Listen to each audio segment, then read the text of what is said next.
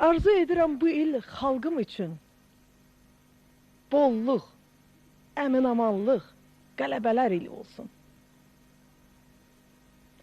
Arzum budur ki, xalqımın bütün dərdi, bəlası köhnə il kimi hələ köhnə ildə qalsın. Bir daha sizi ürəkdən təbrik edirəm. Sizə uzun ömür, can sağlığı arzulayıram.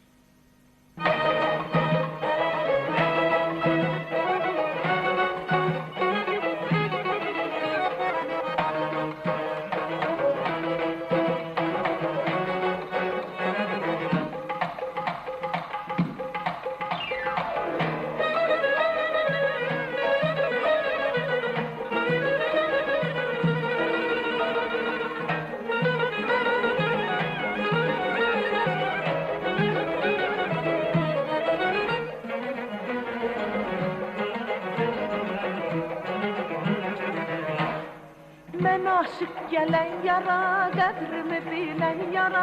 Mən aşıq gələn yara, qədrimi bilən yara. Canım qurban eylərəm, üzümə gülən yara. Canımı qurban eylərəm, üzümə gülən yara. Əzizim, əsmə külək, belə tələsmə külək.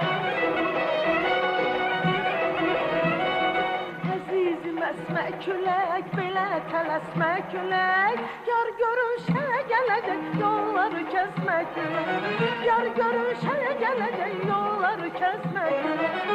Mən aşıq dönən yazım, dil açır dinə sazım.